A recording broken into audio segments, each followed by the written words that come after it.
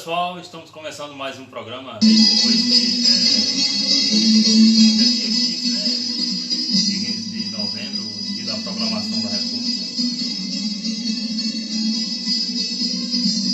Deixar o pessoal entrar aqui e nos acompanhar. Quero agradecer desde já nosso amigo Marcelo Tolentino, que está aqui nos acompanhando, Marcelo Arvelino, Merozene,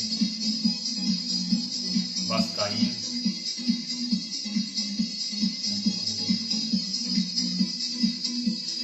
Boa noite, pessoal, estamos aqui mais uma vez com o encontro com vocês, hoje que para nós brasileiros é o dia da proclamação da República, dia 15 de novembro, e infelizmente o nosso companheiro de bancada, Luiz Augusto, não pôde vir hoje por estar resolvendo problemas pessoais, mas nós estamos aqui na caminhada e esperamos que você, Luiz, volte logo para compor o time do debate. Bom, pessoal, hoje a gente tem vários assuntos para debater, inclusive temos o futebol também, né? Na última quarta-feira houve o clássico entre Vasco e Flamengo, um jogo surpreendente, onde não só pelo placar, né? Mas a forma como o Vasco jogou foi surpreendente. Pessoal, nós vamos abrir logo com as notícias, Nós temos, fim de ano, nós temos promoções em várias lojas no Brasil, E uma dessas promoções é conhecida como a Black Friday, E através dessa globalização dessas promoções, há também chamada promoções falsas na internet. Muitos usuários hoje estão deixando de comprar na loja física para comprar na loja virtual. Eu sou um que gosto de comprar sempre pela internet. Então, assim, nessas promoções vocês têm que tomar cuidado, nós temos que tomar cuidado para evitar que caia em golpe, Sebastião? Realmente a gente sabe que não é todos os sites que são seguros, né? A gente tem que procurar quais são aqueles sites que dá toda a segurança, toda a proteção para o cliente. Então, a gente tem que observar onde você vai usar o seu dinheiro. A gente sabe que a internet hoje é uma das formas mais simples e mais rápidas de comprar. Só que é a questão da segurança, a gente tem que procurar aqueles sites que são seguros para que não tenha nenhum problema, né? Bom, a gente tem algumas notícias. Uma das notícias que fala hoje sobre a política é que o atual governador da Paraíba, João Azevedo, ele está deixando o partido PSB, né? Eu gostaria que o nosso amigo Leonardo aqui puxasse a matéria para a gente debater um pouco mais. A gente sabe que nos últimos dias surgiu a possibilidade dele sair do PSB, e essa semana, se não me engano ontem, a matéria fala que ele está de saída do PSB. A gente sabe que o PSB passa por uma crise política, e desde que o governador assumiu a Paraíba, o PSB está tendo problemas na questão política, né? Vamos saber aqui o que fala a matéria, para a gente debater um pouco mais sobre esse assunto. Sobre essa saída de João Azevedo, nós tínhamos já comunicado em programas anteriores sobre essa turbulência no partido, Eu acho que já foi se agravando desde o ano passado, através de ideias divergentes de João Azevedo na época com o governador Ricardo Coutinho. E durante esse ano ficou nesse vai e vem, Não sei se eu saio, não sei se eu fico, não sei se eu vou, não sei se fica ali no meio do caminho, E ele tinha prometido, João Azevedo tinha prometido, de final do ano, em dezembro, principalmente, de anunciar a sua saída e também anunciar o seu novo partido. Só que aí eu acho que ele se antecipou, que ele internamente deve ter se agravado, e ele deve ter apressado a decisão dele, né? Quando foi ontem surgiu essa nova matéria, do qual ele, juntamente com algumas pessoas, saíram do partido, né? Primeiro, a saída dele já foi com a saída da comissão provisória, né? Aquela direção do partido, né? E depois foi a decisão de deixar o PSB, né? Nós não, já tem rumores, não sei se ainda já oficial, mas já tem rumores de que João Azevedo tenha novo partido em 2020. Até porque, já que ele saiu, não pode entrar em partido algum antes da janela de transferência, né, Sebastião? Realmente tem o período das pessoas saírem dos partidos e se dirigir a outro partido, né? A gente sabe que não só a Paraíba, como outros estados estão acontecendo essa mudança de políticos para outros partidos, inclusive o presidente Jair Bolsonaro, essa semana disse que está saindo também do PSL e logo logo está formando um novo partido. E a gente vê aí que a crise política não é só no estado, é a nível nacional, né? Os partidos estão com problemas e as pessoas que é ligada a certos partidos estão saindo para procurar outros partidos. Acredito que 2020 será um dos anos mais importantes na política do Brasil, não só na parte de políticos sair de um partido para outro, como também na economia, né? Pensa-se bastante em mudar a economia do Brasil, que possa vir a crescer nesse ano de 2020, e a gente vai aguardar os próximos capítulos dessas histórias que estão aí por vir, né? Bom, eu quero mandar um abraço aqui para todos os nossos seguidores que nos acompanham sempre nas segundas, quartas e sextas-feiras. Pessoal que está nos acompanhando, queria mandar um abraço aqui para o meu irmão Antônio Miguel, lá de Natal, ele está acompanhando o nosso debate. Elias Rodrigues também está nos acompanhando, o professor Elias. Hoje é um dos dias que Elias deve saber, né? É o dia da proclamação da República, um historiador como Elias estuda bastante sobre isso, né? Bom, inclusive vou até marcar um encontro com ele para poder a gente trocar umas ideias, porque eu acho bom me reunir com o Elias para falar sobre política. É o nosso amigo aqui da bancada, nosso amigo Luiz Augusto, está mandando um abraço para a gente também. E a gente espera que ele tenha aproveitado essa viagem dele aí. Segunda-feira, com certeza, ele está de volta, se Deus quiser. Mandar um abraço também para Antônio Alisson, que está nos acompanhando. E falando em proclamação da República, a gente sabe que hoje foi feriado para o país, né? O Brasil não tem muito o que comemorar de certa forma, na minha opinião, mas a gente não pode deixar de registrar esse dia marcante, né?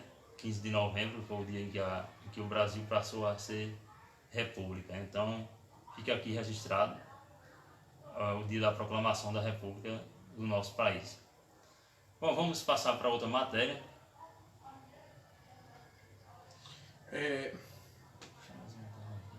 Bolsonaro. Bom, pessoal, algumas pessoas estão nos acompanhando. Eu queria deixar aqui para as pessoas que estão nos acompanhando, se tiver algum comentário para fazer, alguma história sobre a proclamação da República, o professor Elias, se estiver a fim de mandar algum comentário para a gente agradece pela participação, né?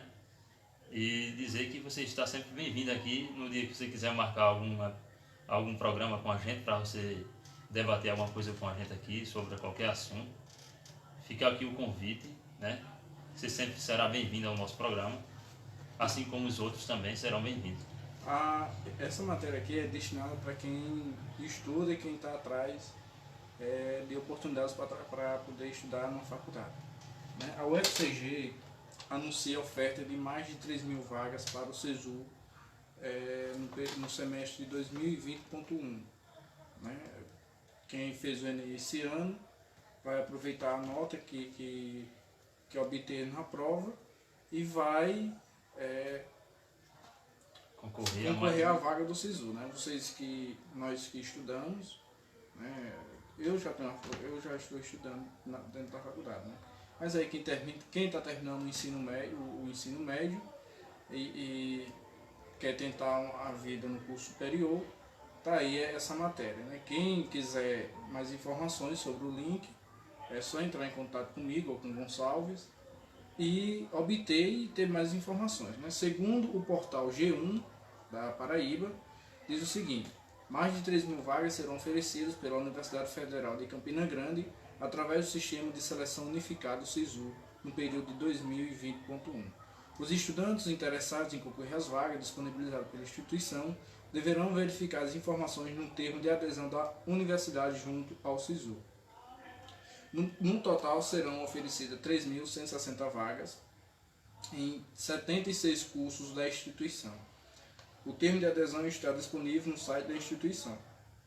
Quando começar as inscrições, é só entrar no site da instituição e ver os cursos disponíveis e o curso que você também interessa estudar, né? Bom, em relação a essa matéria, a gente sabe que a dificuldade hoje de se formar é tão grande quanto a chance de entrar em empregos, né? A uma vaga de emprego. É uma oportunidade que muitas pessoas devem agarrar, como vocês que têm seus sonhos, correr atrás. Então, é mais uma oportunidade da gente correr atrás de se formar, né? Que a gente sabe que hoje só tem futuro mesmo o estudo, né? A gente sabe que o estudo é quem leva a gente para frente. Então, a gente deixa aqui que as pessoas que estudam agarrem essa chance, vá buscar o seu sonho. E é mais uma oportunidade de você ingressar nas faculdades, né? Pessoal, mais uma matéria aqui, uma matéria que em si é surpreendente. Pela pessoa que eu conheço ele, trabalhei justamente lá na cidade dele como professor, né? E assim, fiquei surpreso, né, numa pessoal, né? Segundo o Ministério Público, emite um parecer pela reprovação das contas do prefeito de Catingueira, Dr. Odir Borges. O Ministério Público, com base em análise de auditoria realizada pelo Tribunal de Contas do Estado da Paraíba, o TSE, que identificou diversas irregularidades, algumas com alto nível de gravidade, cometidas na gestão do prefeito de Catingueira, Odir Borges, referente ao ano de 2018, e emitiu um parecer pela reprovação das contas do atual gestor, além de aplicação de multa pessoal e recomendações. Bom, em relação a esse assunto, como você falou, eu também concordo. É uma notícia que me surpreende, até porque o prefeito de Catingueira, o doutor Odir, vem sendo considerado como um dos melhores gestores do Vale, se não me engano, um dos melhores gestores até da Paraíba, né? Aqui da nossa região, ele é um dos melhores, considerado um dos melhores prefeitos da região, tanto ele quanto o prefeito de Pedra Branca. Então essa notícia me surpreende. Inclusive a gente sabe que, segundo algumas pessoas me repassaram, que o prefeito de Catingueira ele paga dentro do mês, né? Então dia 30, dia 31 já tem o dinheiro na conta dos servidores. Então me surpreende de certa forma, mas a gente sabe que as fraudes, as corrupções estão aí em todo o país e não vai ser a primeira e nem a última que vai acontecer nem em Catingueira e nem em outras cidades. Então eu espero que seja feita a justiça, como disse, se ele for comprovado as acusações que estão sendo feitas em relação ao Dr. Odir, que seja apurados os fatos, para que, se realmente for comprovado, ele possa pagar, né? Como você falou, ele paga realmente ele paga em dias, eu tenho prova disso. Eu trabalhei lá na escola municipal, o CIEC, Maria Celeste. E assim, como já falei, já repeti, infelizmente eu fiquei totalmente surpreso. Quando eu vi a matéria, né, eu até li e reli pelo fato de ser de estar referenciando a pessoa. Aí ele como prefeito e ele como pessoa também é uma ótima pessoa. Quem conhece Dr. Odi sabe da sua capacidade. Né? Assim, em relação, pelo que eu estou lendo aqui, a notícia diz que é por causa de atrasos de juros e multas devido ao atraso do INSS, né? Em relação ao INSS, a gente sabe que as prefeituras têm esse problema. O servidor é descontado o dinheiro no contra-cheque do servidor e a maioria, uma parte grande das gestões não repassa o dinheiro que é descontado para o INSS. Então, é um pequeno problema, mas que atrapalha, né, a gestão. De certa forma, respinga de forma ruim na gestão do prefeito de Catingueira. Bom, eu quero aproveitar, lhe atrapalhando um pouco, eu quero aproveitar aqui e mandar um alô para Adailton Luiz, nosso amigo Adailton, ele está nos acompanhando, e nosso amigo Antônio Alexandro, lá do sítio... Antônio Alexandre, que esse não tem time que torce não. Ele é do sítio Mãe Rainha, né? E mandar também uma boa noite para Maria Helena de Tiburtina, ela está nos acompanhando também. E agradecer a vocês que estão nos acompanhando. Deixe os comentários de vocês aí sobre algumas matérias, sobre o futebol, sobre qualquer coisa que a gente vai dar uma lida aqui na sequência do programa, né? A próxima matéria é referente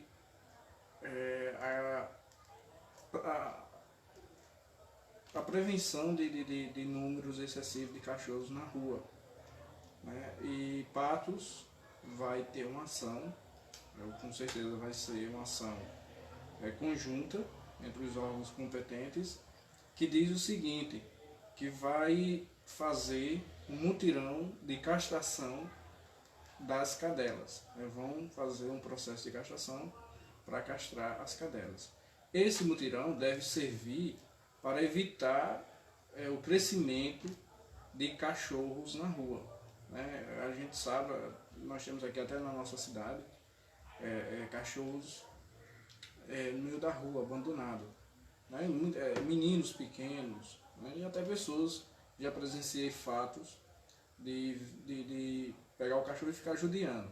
Né? Eu, de acordo, eu não concordo com esse tipo de ação. Mas infelizmente, infelizmente é a única maneira que tem para poder evitar um sofrimento deles depois e também evitar até que aconteça coisas humanas com a gente. Né? Justamente, como eu estou falando para você, o ser humano que sabe das responsabilidades, que sabe o que é um animal, ele jamais vai maltratar um animal, né?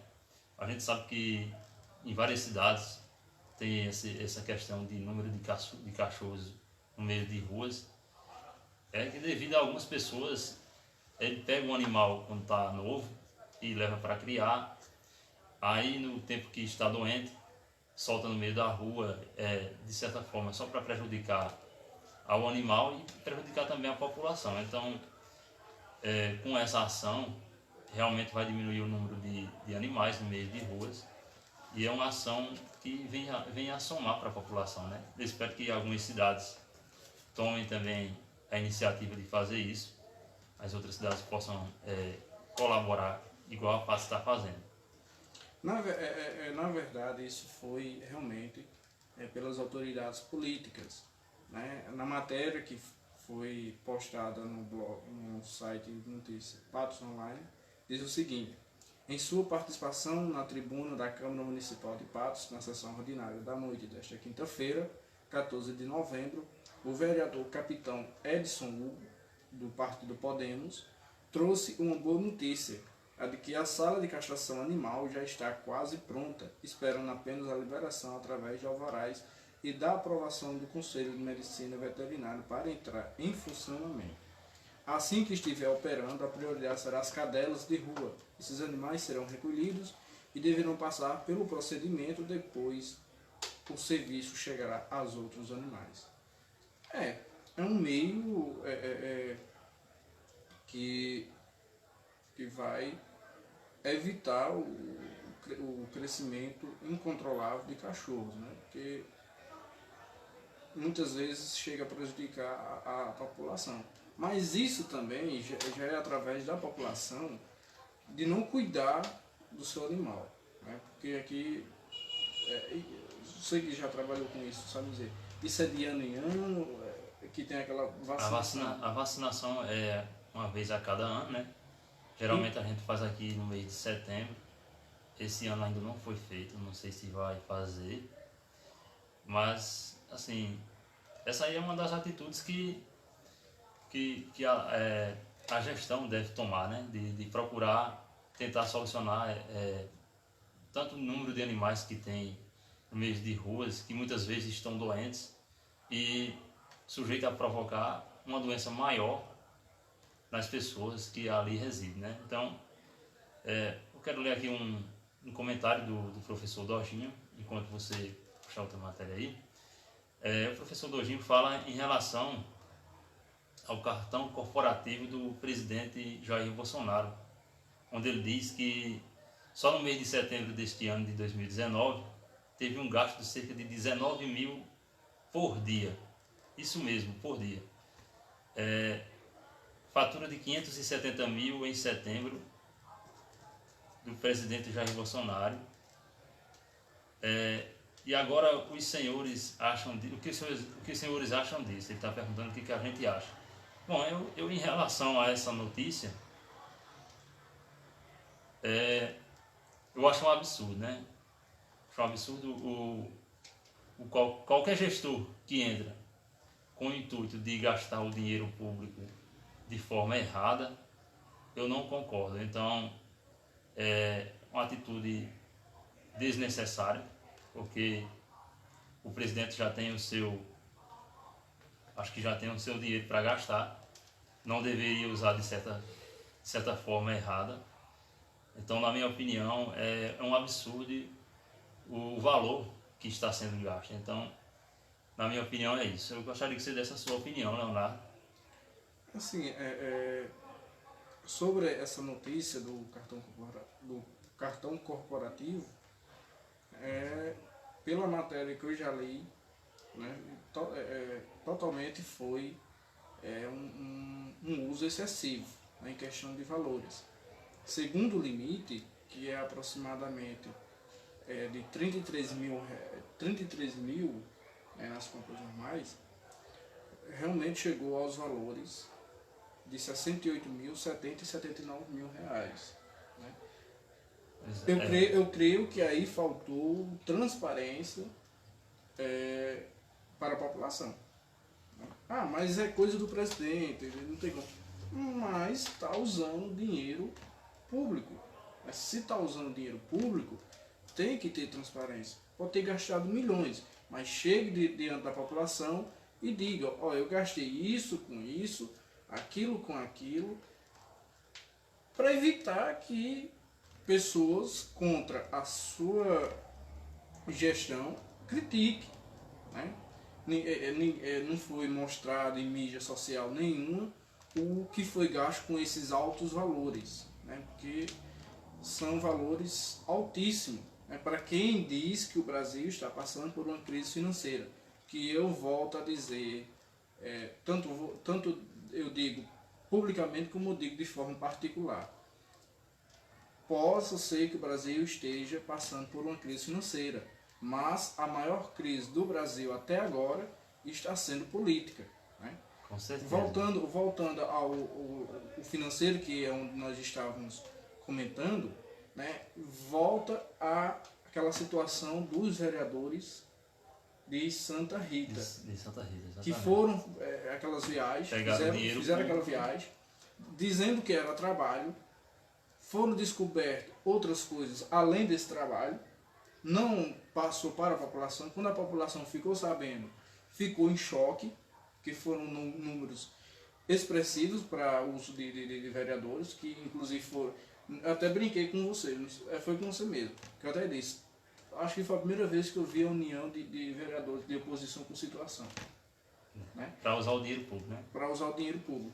Então, assim, eu tenho certeza que ele chegará a mostrar de onde esse dinheiro foi gasto, né? Que é o dever dele também e a obrigação. O que parece é que quando os políticos assumem o seu cargo, parece que eles esquecem tudo que promete aos eleitores, à população, né? Que jamais vai fazer coisas ilícitas, como diz, erradas. Então, eu acho que, de certa forma, está totalmente errado, né? Usar o dinheiro público de forma errada e gastar um número altíssimo, como você relatou aqui, até o valor. E eu acredito que nem vai ser a última vez, né? E nem foi a primeira, como a gente sabe. Segundo a matéria Gazeta do Povo, diz o seguinte: mostra que o presidente Jair Bolsonaro quer abrir a caixa preta do BNDES, mas também, em segredo, mais de 2/3 das informações sobre gastos com cartões corporativos do governo federal, cerca de 13,5 milhões no primeiro semestre deste ano, seguindo práticas de administrações anteriores, além do sigilo a casos de saques em dinheiro e casos em que não é informado o nome do favorecido. Só a presidência da República registrou despesa de 6,1 milhões. Esses valores de cartão corporativo diretamente à presidência é voltado para práticas de serviços como cartões de crédito, como também compras de passagens aéreas, compras de medicamento, material de construção, material impresso, que não sei se você deve... Na verdade, eu acho, então, assim, eu vou dar uma opinião até assim, radical. Na verdade, eu acho que o parlamentar não deveria ter nenhum privilégio em relação a isso, entendeu? Ele não deveria ter esse privilégio. Então, se ele já ganha altos salários, não deveria ter esse privilégio, deveria criar uma lei para que acabasse essa regalia, porque aí só faz com que acabe o dinheiro público. E o pior é que retira em aumentos de tributos que a população é exigida a pagar, né? Para que os parlamentares possam ter certas regalias. Então, na minha opinião, não deveria ter isso, deveria acabar. Vamos passar para outra matéria, né? Vamos, já que foi abordado esse tema aí do cartão corporativo, também já foi demonstrado valores, vamos para a política e ao mesmo tempo um pouco policial. O TRF-5 suspende uma das prisões preventivas de Cunha, mas ele continuará preso. Segundo a matéria que foi extraída do G1, que é referente à política, diz o seguinte: a primeira turma do Tribunal Regional Federal da 5ª Região concedeu nesta quinta-feira, 14, habeas corpus para Eduardo Cunha, em uma das prisões preventivas do ex-deputado e ex-presidente da Câmara. Cunha, porém, permanecerá preso em razão de outros mandatos de prisão preventiva decretados pelas justiças federais de Brasília e do Paraná, em ações às quais ele responde por suspeita de corrupção e lavagem de dinheiro, envolvendo a Petrobras e a Caixa Econômica Federal. Bom, em relação a esse assunto, o que eu tenho a comentar é que a Justiça deixa brechas para que políticos como Eduardo Cunha, como Aécio Neves, como o ex-presidente Michel Temer, como o presidente Lula, como outros e outros mais, possam ter direitos em alguns crimes cometidos. Então, acho que as nossas leis, como eu já falei aqui várias vezes, estão ultrapassadas, deveriam ter mais rigidez e, constatando que você roubou, tanto como você roubou R$10 ou você roubou 1 milhão, deveria ser preso, deveria ter a pena aplicada e deveria ser devolvido o valor que foi que foi roubado e com juros. Segundo a defesa de Eduardo Cunha, ela relata perante a justiça que Eduardo Cunha está sem poder nenhum para obstruir a justiça. Ou seja, está sem força para poder se beneficiar. Só que aí eu não acreditava. Você acreditava? Não, jamais. Porque por mais se ele está preso hoje, se ele perdeu benefícios, mas ele tem lá no fundo do poço tem coisas que podem beneficiar ele. Então assim, deixa ele lá guardadinho na gavetinha, como ele está guardado, mas que se brincar é até bom para ele também, né? Porque de acordo com as denúncias que foram feitas a ele, né, são denúncias praticamente com organização criminosa, né? E hoje existe aquela prática do queima de arquivo. Então deixa ele lá guardadinho, né, que faz um bem danado à população.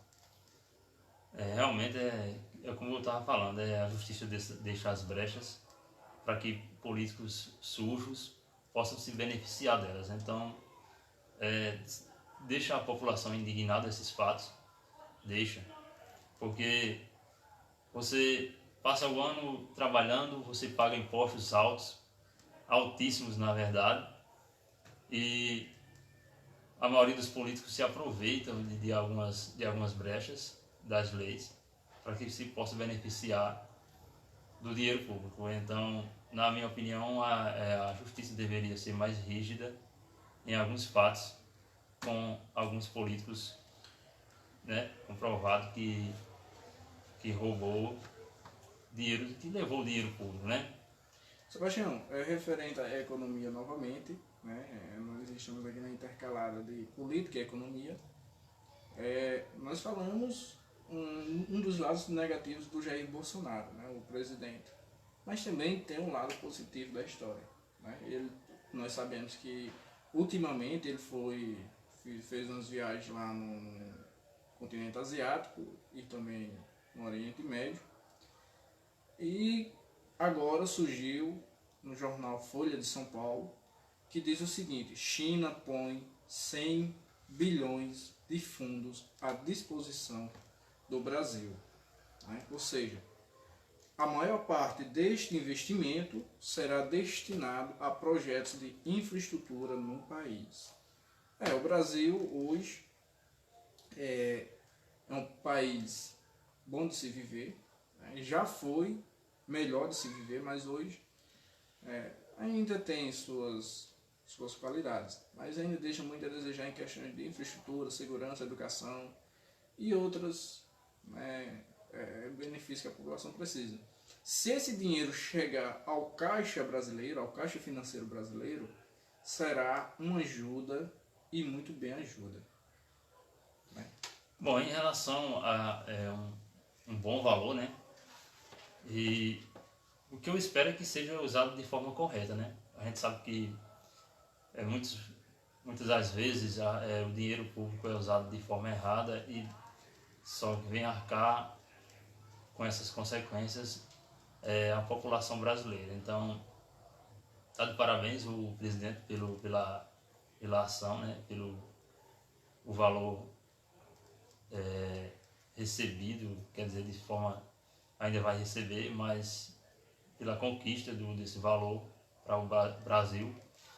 E como estou dizendo, eu só acho que deve ser usado de forma correta, porque muitas vezes a gente sabe que o dinheiro público é usado de forma errada e quando é usado em algumas áreas é desperdiçado. Segundo a matéria, diz que os chineses estão aguardando um sinal verde do Brasil para depositar 15 bilhões de euros, nem em reais, em euro. Segundo o acordo, o Brasil terá de entrar aí com 5 bilhões como contrapartida. Aí são acordos que um beneficia o outro, né? Eu espero que também seja repassada à população sobre esse acordo, né? Nós sabemos que Jair Bolsonaro nessas viagens, aparentemente ele declarou que trouxe propostas de benefícios para o Brasil. Mas se isso for verdade, se concretizar, será realmente bem visto por aqueles que ainda não acreditam no seu governo, né? Bom, o professor Dojinho, ele deixou uma frase aqui, melhor dizendo, um comentário em relação à matéria do Eduardo Cunha, onde ele diz assim: Eduardo Cunha é um dos maiores corruptos do Brasil, que eu acho. Mas interessante é que ilustríssimo ou excelentíssimo juiz Sérgio Moro não aceitou de forma alguma que Cunha delatasse algo que eu sempre achei muito estranho, inclusive que nunca compreendi o fato de que a esposa Cláudia Cruz, que ora foi encontrada gastando fortunas no exterior e nada foi feito contra essa criatura. Sempre achei isso muito estranho. E vocês? Bom, em relação a isso, como você tá, eu concordo com você, como você está dizendo, é muito estranho. Mas a gente sabe que como a justiça, de certa forma, age com algumas particularidades, né? A gente sabe que em alguns processos aí age de forma política, como diz, na minha opinião. Bom, eu quero mandar um abraço aqui para Maria Aparecida, que está nos acompanhando. Nosso amigo Fabrício Cirilo também está nos acompanhando. E o nosso companheiro de mesa, ele manda um abraço aqui para o nosso amigo Adailton. Ele está falando que Adailton é um excelente profissional. Pessoal, nós já falamos de políticas, já falamos de economia, né? Agora vamos passar para a pauta sobre o futebol, sobre o esporte, né? Toca a vinheta, Sebastião.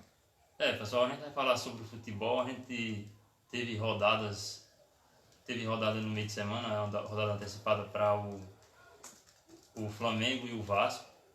Como o Flamengo está participando da Libertadores, vai enfrentar na final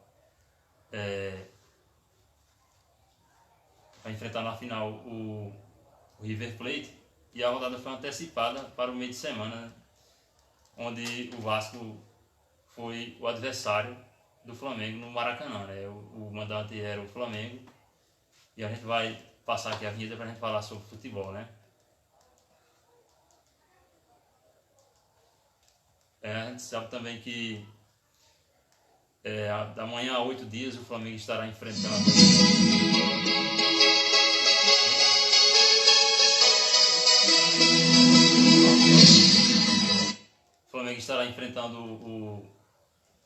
o River Plate, e a rodada foi antecipada para quarta-feira, mas esse final de semana terá a rodada completa pelo Campeonato Brasileiro, a 33ª rodada, se eu não me engano. A gente vai passar a vida, a gente vai dar sequência aqui no debate total sobre o esporte e principalmente sobre o futebol. Hoje também teve o clássico, né, entre Brasil e Argentina.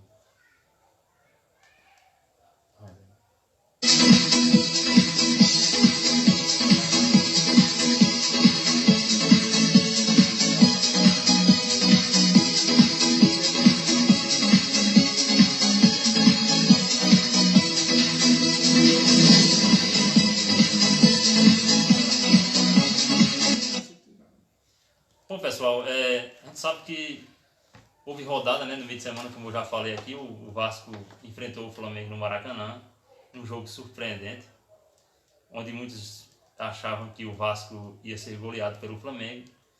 E, para mim, o Flamengo enfrentou um dos adversários mais consistentes do Campeonato Brasileiro, onde o Vasco jogou um excelente jogo. Para mim, se não foi o melhor jogo do campeonato, foi o melhor jogo do Vasco durante a temporada. Um jogo onde houve 8 gols, 4-4, né? e para muitos seria uma goleada, mas para mim o Vasco surpreendeu e agora a disputa agora será apenas pela Libertadores, né? Acho que com esse empate aí,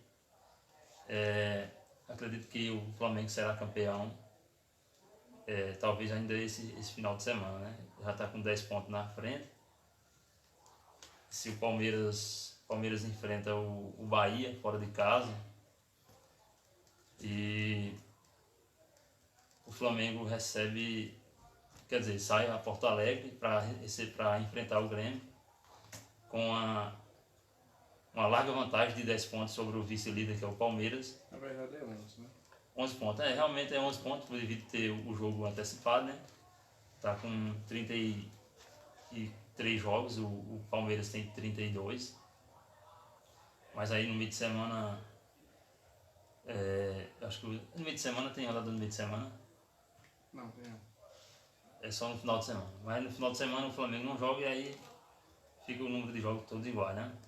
Sobre o empate, né, foi um jogo que para nós que somos flamenguistas, ficamos... Eu, particularmente, eu tive um empate com um gostinho de derrota, né? Mas o Vasco, como já falei aqui no programa, vem surpreendendo muito nesse segundo turno, né? O Vanderlei Luxemburgo ressuscitou até o que o Vasco não tinha para poder jogar. Chegou chegou simples, mas chegou naquela ideologia dele de competir o campeonato para não cair. Agora o Vasco já tem chance e possibilidades, de acordo com outros resultados, de brigar por uma pré-Libertadores, né? Já está classificado na Sula, né, que é a Sul-Americana, e já poderá, a partir do empate do Flamengo, né, tanto pela questão de números, como também questão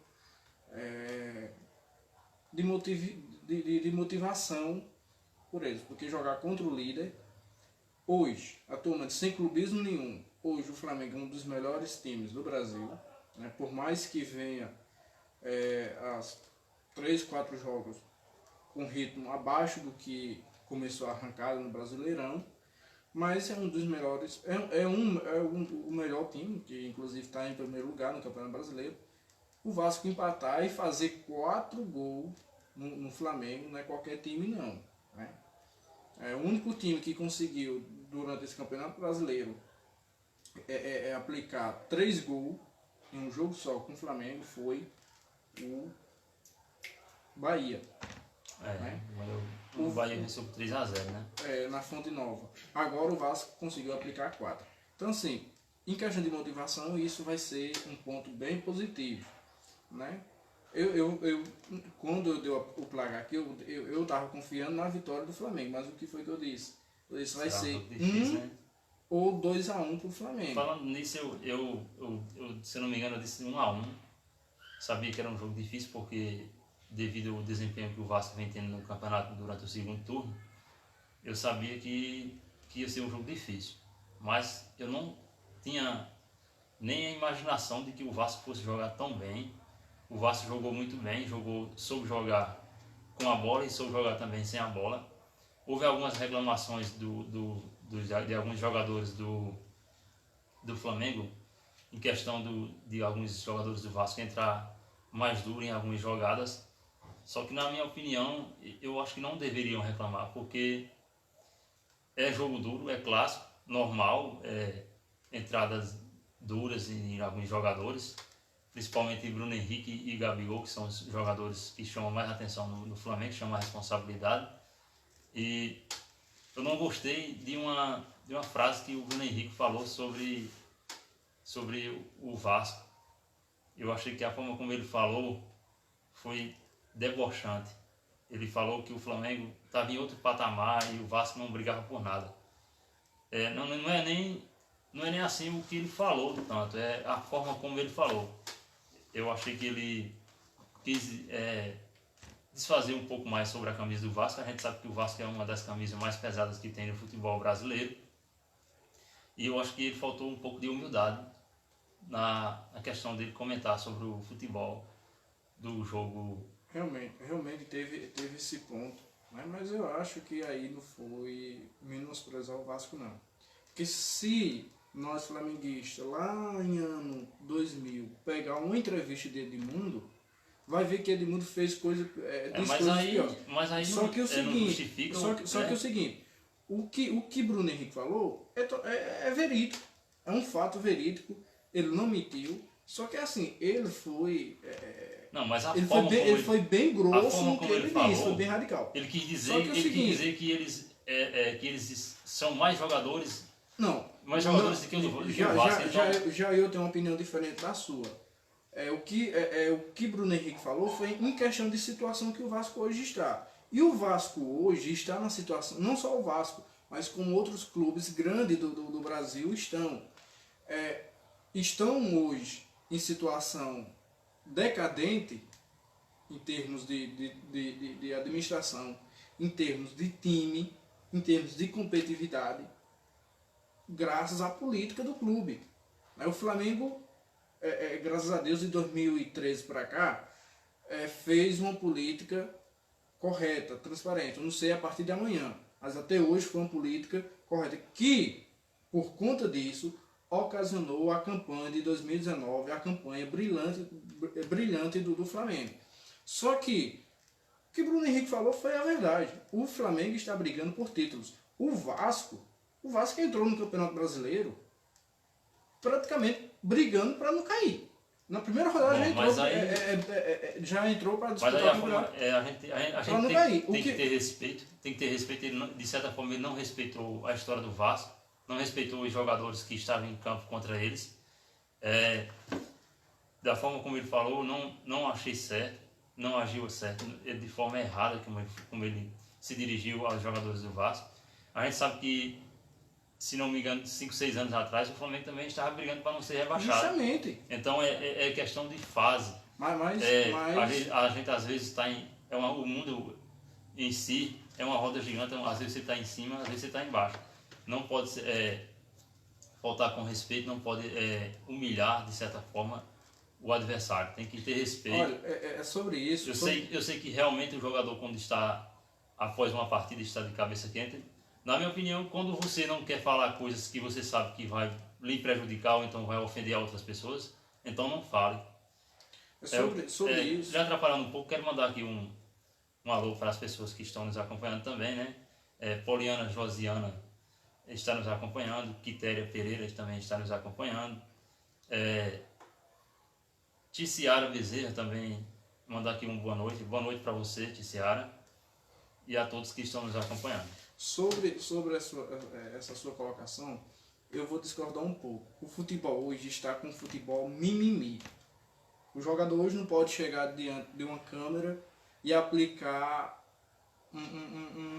uma polêmica, que aí não vai analisar a polêmica de acordo com o que ele falou, com que situação ele está.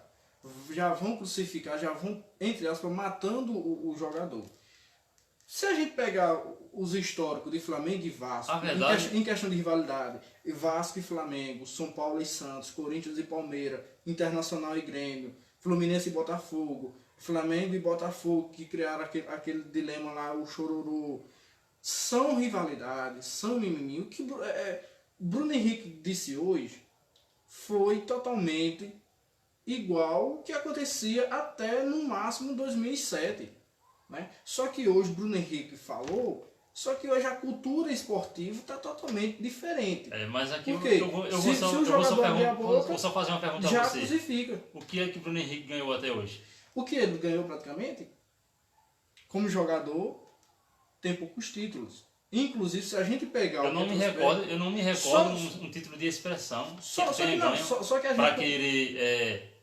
A gente tem jogadores como Rivaldo, como Ronaldo Fenômeno, outros jogadores que foram, além de ser muitos campeões, foram o melhor do mundo e não tinha essa forma de polêmica. Onde antes, na maioria das vezes, a provocação era liberada. Hoje é mais, como você falou, é mais fechado. Então, ele faltou com respeito aos jogadores do Vasco. e diretamente a camisa do Vasco. Rodrigo, você lembra do zagueiro Rodrigo? Aquele que estava no Vasco, Sim, foi para a Ponte Preta e rebaixou a Ponte Preta. sim, Você lembra? sim. O Rodrigo ganhou o quê? Em títulos individuais e também em questão de time. O Rodrigo ganhou o quê? Ele já foi campeão De quê? campeão do Campeonato Brasileiro, Sim. se não me engano, pelo São Paulo. E se não me engano, Rodrigo? exatamente. Rodrigo zagueiro. Zagueiro. Foi Eu vou campeão. puxar o Rodrigo dele. Rodrigo, quando jogava. Puxa aí pra gente dar uma olhadinha. Rodrigo Mas quando é o jogava. que eu tô falando pra Rodrigo, você, quando Leonardo. jogava no Vasco, menosprezava o Flamengo naquela época que o Vasco tava no auge, que foi até para a Libertadores e o Flamengo não chegou à classificação. O Rodrigo simplesmente fazia suas polêmicas. Né? Então, assim, eu totalmente estou de acordo com o que Bruno Henrique falou. Criar até um pouco de rivalidade. Agora, se a gente analisar a expressividade que ele falou com a força das palavras dele, realmente foram palavras totalmente duras. Não, cada um tem sua forma de pensar e de opinar. Na minha opinião, ele faltou com respeito, sim, porque ele se dirigiu diretamente à instituição que foi o Vasco da Gama e aos jogadores que estavam em campo. Ele, de certa forma, para mim, ele não aprendeu o que é perder, porque na realidade ele nem perdeu, nem chegou a perder o jogo. Tem como você puxar aí pra gente saber? Clubes profissionais que Rodrigo jogou: Flamengo, Grêmio, Kashima Antlers do Japão, Flamengo novamente, Grêmio, Atlético Paranaense, Flamengo novamente. Não é Rodrigo. É isso que eu tô achando estranho, porque ele não tem o histórico, né? Mas olha, realmente não é o Rodrigo, zagueiro, porque Rodrigo ele... Eu quero mandar um abraço para Mas olha, Cícero Rodrigues, que acabou de entrar aqui na live, está nos acompanhando. Voltando ao assunto de Rodrigo, de Bruno Henrique, na minha opinião, medir as palavras quando você vai falar sobre um clássico, porque a gente sabe que qualquer coisa que você fala gera uma polêmica. E da forma como ele falou, na minha opinião, foi falta de respeito com o Vasco, né? Vamos passar para outra pauta. Vamos passar adiantando aí.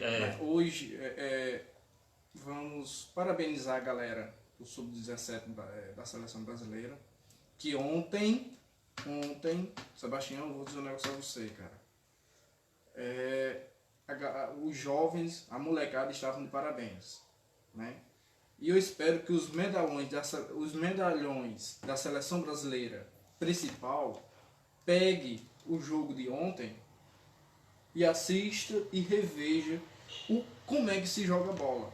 Porque ontem eu assisti no jogo do Sub-17 contra a França e vendo hoje o jogo da seleção principal, cara, que decepção. Realmente, Que a seleção Sub-17 ontem foi guerreira. Os moleques, entre aspas, foram guerreiros dentro de campo. Estava perdendo o jogo por 2-0 contra a França. A França, que é uma das equipes mais fortes na base, como também no profissional, né? E o Brasil chegou a reverter essa situação, chegando a fazer um placar de 3-2 e irá disputar a final domingo de 7 horas da noite contra o México. Então o Brasil pode ser aí tetracampeão da categoria, né? E tá de parabéns pela garra e pelo futebol que vem apresentando também. O Brasil vem, desde as primeiras rodadas da competição, que o Brasil vem desempenhando um bonito futebol. Não só futebol bonito, mas também garra e união. A gente vê que é um grupo unido, diferentemente da seleção principal, que está deixando muito a desejar. Hoje foi mais uma derrota para o seu principal rival, que é a Argentina. Então, na minha opinião, já deu tempo de Tite. Tite deveria já pedir demissão ou então ser mesmo demitido. E o Brasil precisa urgentemente de uma reformulação. Se eu não me engano, parece que é o quinto jogo sem vitória do Brasil após a Copa América. É o quinto jogo. Após a Copa América não chegou a vencer nenhuma partida ainda. Então, os dirigentes da seleção brasileira deveriam rever essa situação. O Brasil, que está há vários anos aí tentando formar uma equipe boa no profissional para disputar o campeonato mundial, só que a gente vê que não tem força. Eu não entendo porque que a base do Brasil é tão forte e no profissional deixa muito a desejar, não tem aquele futebol bonito, apresentável, como a gente sempre via a camisa da seleção. Na verdade, você quer que eu diga o porquê dessa grande divergência? O que acontece na seleção brasileira é o seguinte: preparam os moleques, entre aspas, que tem uma coisa, pela atitude de ontem, para quem tem 17 ou 18 anos, demonstrar que tem 30 anos e sei quantos anos de profissionalismo no futebol. O que acontece na seleção principal é a política, a mal política. Por quê? Levam jogadores sem merecer para a seleção. Como aconteceu aquela polêmica recentemente de Neymar. Sem jogar, quase 3 meses, sem pegar uma bola, Tite leva e chega lá numa coletiva de imprensa e diz: Neymar é insubstituível. Então, dá para ver que ele não escalou pela competência. Outra coisa também errada que eu estou vendo como torcedor é: se ele quer inovar a seleção brasileira, se ele quer fazer mudanças na seleção brasileira, para que ele está levando jogadores novos para amistosos e não coloca para jogar, e não coloca. E quando coloca faltando 5, 6, até 4 minutos.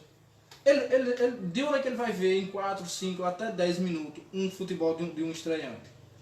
Realmente é o que eu estou falando para você. Eu acho que o tempo de Tite já acabou. A gente vê que a seleção não tem mais aquele futebol bonito.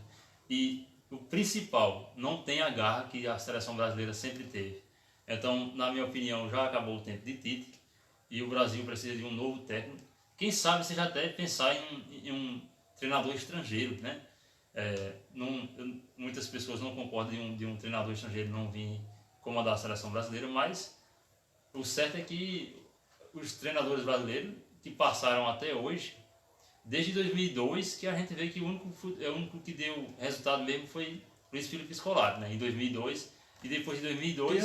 a gente, de certa forma, a seleção brasileira está perdendo, os adversários estão perdendo respeito pela camisa brasileira. Bom, pessoal, a gente vai dar sequência aqui, a gente vai falar sobre o Campeonato Brasileiro, mais uma vez, sobre a rodada do final de semana, né? Amanhã, no sábado, teremos 2 jogos, né? 2 jogos. Nós teremos Santos e São Paulo, Fluminense e Atlético Mineiro. Fluminense e Atlético Mineiro. Bom, em relação a esse clássico aqui, Santos e São Paulo, São Paulo vem de 2 derrotas dentro de casa, inclusive perdeu até a chance de ir para a Libertadores diretamente, né? Está na pré-Libertadores, na classificação, perdeu a vaga para o Grêmio nessas últimas 2 rodadas, e agora vai enfrentar o Santos, que vem... O Santos vem embalado, como diz, né? Vem de vitória. O Santos, que chegou a ser até líder no Brasileirão, começou a cair, se estabilizou ali na 3ª colocação, e eu até comentei, né, assistindo o jogo do Flamengo e Vasco quarta-feira, eu disse: ninguém vai pegar o Santos, não. Ninguém vai tirar. A briga vai ser do 4º lugar para baixo. Realmente é o terceiro. Do primeiro ao terceiro. Em relação ao primeiro e o terceiro, ao terceiro, para mim já está decidido. Posso haver uma mudança? Acredito que o Flamengo será campeão, né? que o São Paulo, o Palmeiras manterá a vice-liderança e que o Santos... Já eu discordo. Você acha que o Santos será vice-líder? Eu tenho assim... Eu tenho 50% que o Santos ficará em 2ª colocação. Bom, eu vou dar meu palpite em relação ao jogo do Santos contra o São Paulo. Vai ser um jogo muito difícil, um jogo muito truncado. Eu acho que o São Paulo vai jogar mais fechado, até porque joga fora de casa. O Santos é um time que tem velocidade e acho que o Santos tem um desfalque importante, que é o Soteldo, não joga, no camisa 10, mas para mim vai ser um jogo muito truncado e será, na minha opinião, 2-2 o jogo. Eu vou de placar aberto, não vou fechar placar não. 2-0. 2-0 Santos. Fluminense e Atlético Mineiro, um jogo também muito equilibrado ali, mas eu acho que vai dar 2-1 Fluminense. Eu vou de empate. No domingo nós temos o clássico entre Grêmio, o primeiro jogo depois daquela goleada que o Flamengo deu no Maracanã contra o Grêmio, né? E para mim será um jogo também muito difícil. O Flamengo tem um desfalque importante que é Bruno Henrique e, se não me engano, Gerson. Eu acredito que vai dar 2-0. O Flamengo amanhã não tem 2-0 Grêmio. Arão, Gerson e nem Bruno Henrique. Né? 2-0 Grêmio? Vou mudar. Vou dizer que o Flamengo vai fazer o gol, né? Um golzinho lá, como sempre o Flamengo está fazendo gol em todos os jogos.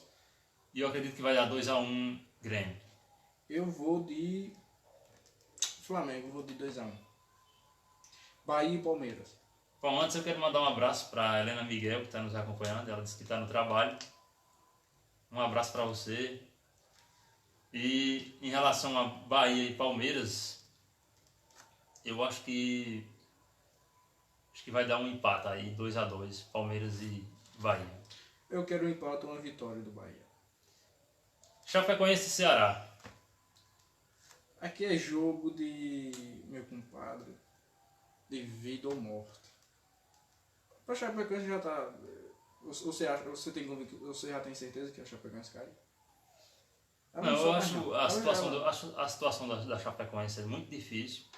O time oscilou demais no campeonato, né? Pecou, né? Muitas derrotas. Eu acho que será mais uma derrota, 2-1 para o Ceará. Atlético Paranaense e Botafogo.